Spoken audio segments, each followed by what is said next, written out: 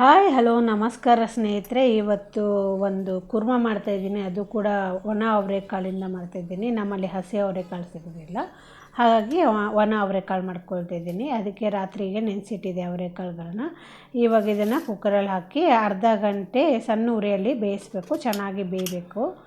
ತದನಂತರ ಇದಕ್ಕೆ ಒಂದು ಮಸಾಲೆ ಮಾಡ್ಕೊಳೋಕ್ಕೆ 2 ಅಥವಾ 3 ಚಮಚದಷ್ಟೇ ಕೊಬ್ಬರಿ ಎಣ್ಣೆ ಹಾಕ್ಕೊಳ್ತಾಯಿದ್ದೀನಿ. ಹಾಕಿ 4 ರಿಂದ 5 ಒಣಮೆಣಸಿನ್ಕಾಯಿ ಹಾಕ್ಕೊಳ್ತಿದ್ದೀನಿ, 2 ಚಮಚ ಕೊತ್ತಂಬರಿ ಹಾಕ್ಕೊಳ್ತಿದ್ದೀನಿ, 1 ಚಮಚ ಜೀರಿಗೆ ಹಾಕ್ಕೊಳ್ತಿದ್ದೀನಿ, 1/4 ಚಮಚದಷ್ಟು ಮೆಂತ್ಯ ಹಾಕ್ಕೊಳ್ತಾಯಿದ್ದೀನಿ, ಹಾಗೆ ಹಿಂಗೆ ಹಾಕ್ಕೊಳ್ತಾಯಿದ್ದೀನಿ, 10 ಗೋಡಂಬಿ ಬೀಜಗಳು ಹಾಕ್ಕೊಳ್ತಾಯಿದ್ದೀನಿ. ಹಾಕಿ ಬೆಳ್ಳುಳ್ಳಿ, ಶುಂಠಿ, ಹಚ್ಚಿದಂಥ ಈರುಳ್ಳಿ, ಟೊಮೆಟೊ ಹಾಕ್ಕೊಂಡು ಸ್ವಲ್ಪ ಇದನ್ನು ಇವಾಗ ಬಾಡಿಸ್ಕೊಳ್ಬೇಕು. ಚೆನ್ನಾಗಿ ಬಾಡಿದ ಮೇಲೆ ಈಗ ತೆಂಗಿನ ತುರಿ ಹಾಕ್ಕೊಳ್ತಾ ಇದ್ದೀನಿ.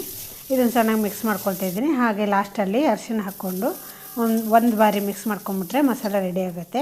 ಮಸಾಲೆ ತಣ್ಣಗಾದ್ಮೇಲೆ ಮಿಕ್ಸಿ ಜಾರಿಗೆ ಹಾಕ್ಕೊಳ್ತಾ ಇದ್ದೀನಿ.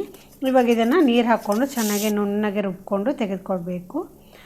ನುಣ್ಣಗೆ ರುಬ್ಬಿ ತೆಗೆದುಕೊಂಡಿದ್ದೀನಿ. ಈಗ ಒಂದು ಕಡೆಗೆ 2 ರಿಂದ 3 ಚಮಚ ಅಷ್ಟು ತುಪ್ಪ ಹಾಕ್ಕೊಂಡಿದ್ದೀನಿ. ಹಾಕಿ ಇದಕ್ಕೆ ಇವಾಗ ಗರಂ ಮಸಾಲ ಗರಂ ಮಸಾಲ ಸ್ವಲ್ಪ ಘಮ ಬಂದಮೇಲೆ ಈರುಳ್ಳಿ ಹಾಕ್ಕೊಳ್ತಾ ಇದ್ದೀನಿ. ಈರುಳ್ಳಿನ ಒಂಚೂರು ಬಣ್ಣ ಬದಲಾಗೋವರೆಗೂ ಬಾಡಿಸ್ಕೊಂಡು ತದನಂತರ ಟೊಮೆಟೊ ಹಾಕ್ಕೊಳ್ತಾ ಇದ್ದೀನಿ. ರುಚಿಗೆ ತಕ್ಕಷ್ಟು ಉಪ್ಪು ಹಾಕ್ಕೊಳ್ತಾ ಇದ್ದೀನಿ. ಇದನ್ನು ಸ್ವಲ್ಪ ಬಾಡಿಸ್ಕೊಂಡ್ಮೇಲೆ ಬೇಯಿಸಿಟ್ಟಂಥ ಅವರೆಕಾಳು ಹಾಕ್ಕೊಳ್ತಾ ಇದ್ದೀನಿ. ಹಾಗೆ ರುಬ್ಬಿಟ್ಟಂಥ ಮಸಾಲೆ ಕೂಡ ಹಾಕ್ಕೊಳ್ತಾ ಇದ್ದೀನಿ. ಇವಾಗ ಇದಕ್ಕೆ ನೀರು ಹಾಕ್ಕೊಂಡು ಚೆನ್ನಾಗಿ ಇದನ್ನು ಮಿಕ್ಸ್ ಮಾಡ್ಕೊಳ್ಬೇಕು. ಇದಕ್ಕೆ ಸ್ವಲ್ಪ ಜಾಸ್ತಿನೇ ನೀರು ಹಾಕ್ತಾ ಇದ್ದೀನಿ, ಸ್ವಲ್ಪ ತೆಳ್ಳಗೆ ಮಾಡ್ಕೊಳ್ತಾ ಇದ್ದೀನಿ, ಯಾಕಂದರೆ ಕುದ್ದು ಗಟ್ಟಿ ಆಗುತ್ತೆ, ಅದಕ್ಕೋಸ್ಕರ. ಇದಕ್ಕೆ ಇವಾಗ ಒಂಚೂರು ಬೆಲ್ಲ ಹಾಕ್ಕೊಳ್ತಾ ಇದ್ದೀನಿ. ಇವಾಗ ಇದನ್ನು ಚೆನ್ನಾಗಿ ಕುದಿ ಬರಬೇಕು. ಕುದಿ ಬಂದ ಮೇಲೆ ಈಗ ಲಾಸ್ಟಲ್ಲಿ ಇದಕ್ಕೆ ಲಿಂಬೆನ ಹಿಂಡು ಬೇಕು. ಲಿಂಬೆನ ಹಿಂಡು ಕೊತ್ತಂಬರಿ ಸೊಪ್ಪು ಹಾಕ್ಕೊಳ್ತಾ ಇದ್ದೀನಿ.